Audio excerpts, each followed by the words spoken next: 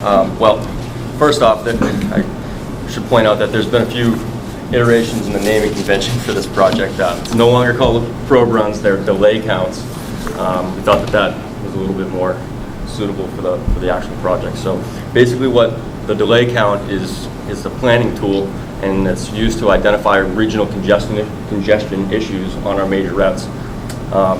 It's done through GPS, and it's basically going to aid our transportation staff to prioritize projects and implement appropriate operational management strategies in the future. It's going to allow us to focus.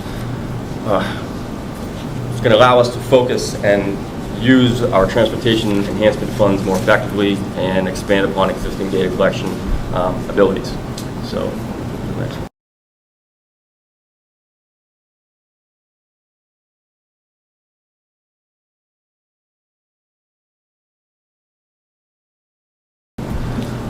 So basically, we're using a GPS Garmin Map 76 Navigator, and we are doing prescribed delay counts by route. We're generating a shapefile using the GPS. Once we generate a point shapefile, it's basically got a 3-second it's a 3-second delay in plotting a point. So as we get into areas of congestion, it'll plot more points. And as we get into areas where there's less congestion, the points will be spread farther apart. Once we get that shapefile, we do a point-to-line conversion using geographic information systems and calculate the geometry for how long it took to get from each point. We're going to work with Dan Camara, who's going to help us to try to put some further engineering skills into this to output a map that's going to show different color scale for different areas of congestion along the route. We've got a bunch of data to collect. We feel like the more data that we can collect, the better. What we're doing right now is we're going to have a standard Monday through Thursday, AM, midday, PM count. We're going to do 5 of those. We're going to do 4 peak time Monday through Thursday counts, where we'll be out on the roadway at 6:30 in the morning till about 8:30 in the morning, and then we'll be out from about 5 till about 7 at night. And then we're going to have a Friday count where it's sort of a luxury count where we'll be out for just the PM times on Fridays. So from about 4 till 6 on Fridays. So that's what we're collecting so far. We think that should be an adequate amount of information to output some maps that can actually show us something.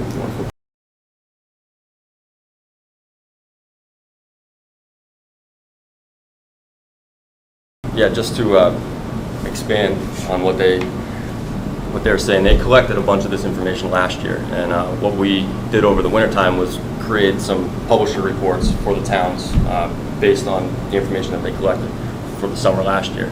And I actually started the public outreach initiative for that project and met with the town of Barrington's town administrator, their new planner, and the road agent, and we went through the publisher document that we completed over the winter, and we actually got some really positive feedback.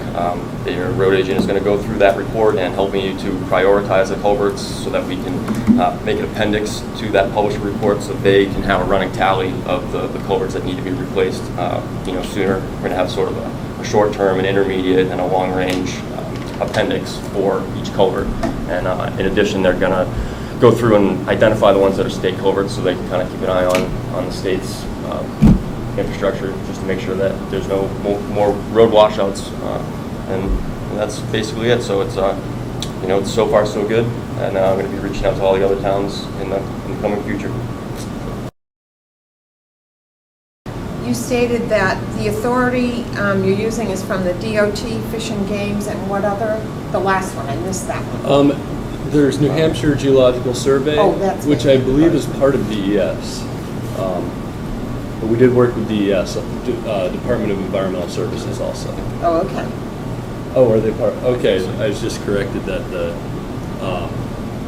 Geological Survey is from Department of Resource and Economic Development. Okay. I'm pretty sure. Thank you so much. Yeah.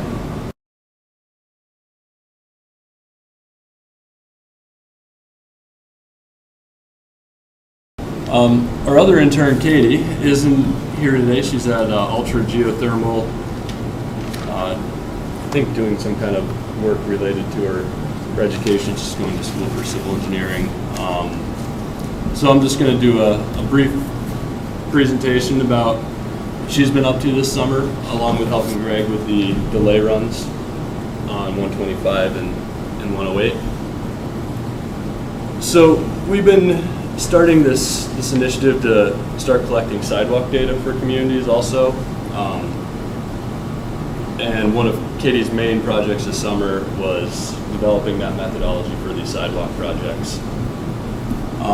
We had her looking into studies that they've done in a lot of different regions. I think Duluth, Minnesota had an award-winning study this past year. UNH's Technology Transfer Center did a really great study last year in Concord. They've been working closely with DOT to begin developing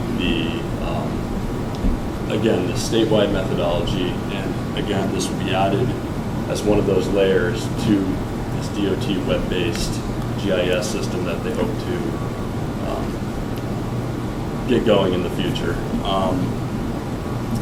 And so we've been working with the Technology Transfer Center, DOT, and Katie has basically written up a report at this point about the methodology that we've decided upon. We're going to be meeting with DOT and the Technology Transfer Center again next week. But already Katie's in the field kind of going out and testing this out. All right, so why are we doing this? Sidewalks, obviously, they take maintenance. They have issues in a lot of places. A lot of places don't know, a lot of communities don't necessarily have a layer of their sidewalks. They don't necessarily know the condition of their sidewalks. They don't know if they're ADA compliant or not.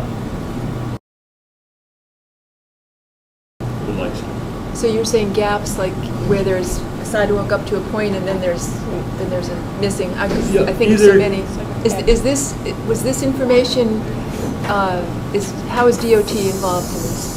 Well, again, DOT, we spoke with them, or we spoke with Bill Watson a couple of weeks ago, and they've been working with the T-Squared School at UNH to do that Concord sidewalk inventory. And one of their goals, again, was this web-based system. So we, approached them, let them know that we're interested in doing a sidewalk inventory, or like discussing a sidewalk inventory methodology with them. And they said, great. We actually have the Technology Transfer Center working with us already, and we'd love to have the RPC, input about what other important attributes there are, and hopefully together we can collect something that is going to be beneficial for the whole state. We're going to have a method to do that that's both efficient and something every region will be able to follow, so that we have consistent data and we don't get 10 different ways of measuring something, or some of the other common problems.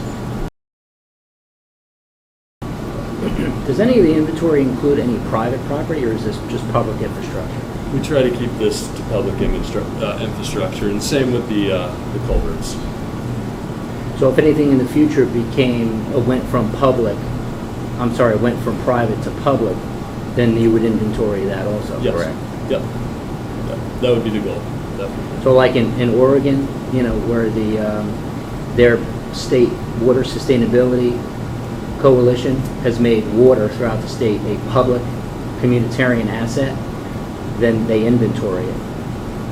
Is this where we're heading with this inventorying of public assets? I'm not familiar with the water issue in Oregon at all, so I guess I don't entirely understand. I think that the real goal is to understand the assets that we have to maintain, because they are public. The public access. Yeah. Assets. Yeah, the ones that are owned by communities in the state. So once the assets are accounted for in inventory, then you can more easily receive federal funds or state funds to do repairs, etc. Correct? Would that information be used for that?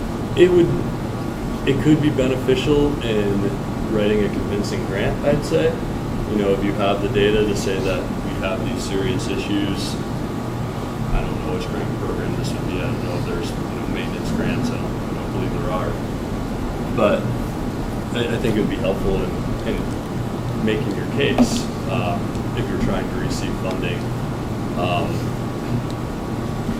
I think it would be also helpful in identifying areas that, could use grant funding, and, this is the last connection we need in town to make a walkable community. I think that's a big piece for a lot of federal grants. If they're able to complete something, they don't want to have to build the entire network necessarily, but if there's just one last part you need to do, that's something that, if they're looking to do, they would be willing to fund, because the rest of it's already there.